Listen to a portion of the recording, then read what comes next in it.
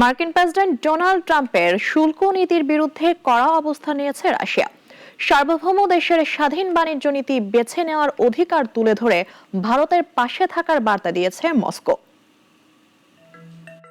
যখন ভারতীয় পণ্যের উপর আরও 25% শুল্ক আরোপের ঘোষণা দিয়েছে যুক্তরাষ্ট্র, এর ফলে চলতি মাসের 27 আগস্ট থেকে যুক্তরাষ্ট্রে রপ্তানিকৃত ভারতীয় পণ্যের মোট অঙ্ক দাঁড়াবে 50%।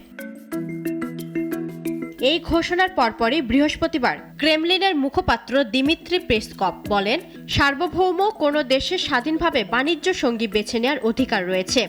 হুমকি দিয়ে এই সম্পর্ক ছিন্ন করতে বাধ্য করা বৈধ নয়।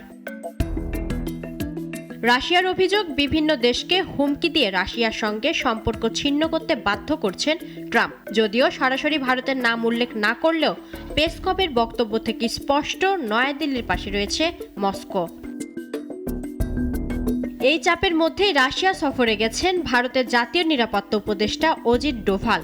রুশ উচ্চ পর্যায়ের কর্মকর্তাদের সঙ্গে বৈঠকের পাশাপাশি ভ্লাদিমির পুতিনের সঙ্গেও তার সাক্ষাৎ হতে পারে বলে ইঙ্গিত মিলেছে। এদিকে শুল্ক নীতি ঘিরে যুক্তরাষ্ট্রের সঙ্গে টানাপোড়েনের মধ্যে নতুন কূটনৈতিক সমীকরণে এগিয়ে চলেছে ভারত। চীন সফরের সিদ্ধান্ত নিয়েছেন প্রধানমন্ত্রী নরেন্দ্র মোদী। সীমান্ত বিরোধ থাকা সত্ত্বেও বাণিজ্যিক স্বার্থে এই সম্পর্ক স্বাভাবিক করার পথে এগোচ্ছে নয়াদিল্লি।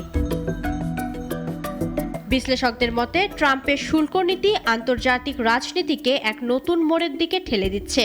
আর তারই প্রেক্ষিতে ভারত, রাশিয়া ও চীনের ঘনিষ্ঠতাও বাড়তে পারে আগামী দিনগুলোতে। ইফফাত আরা মিথিলা, নাগরিক।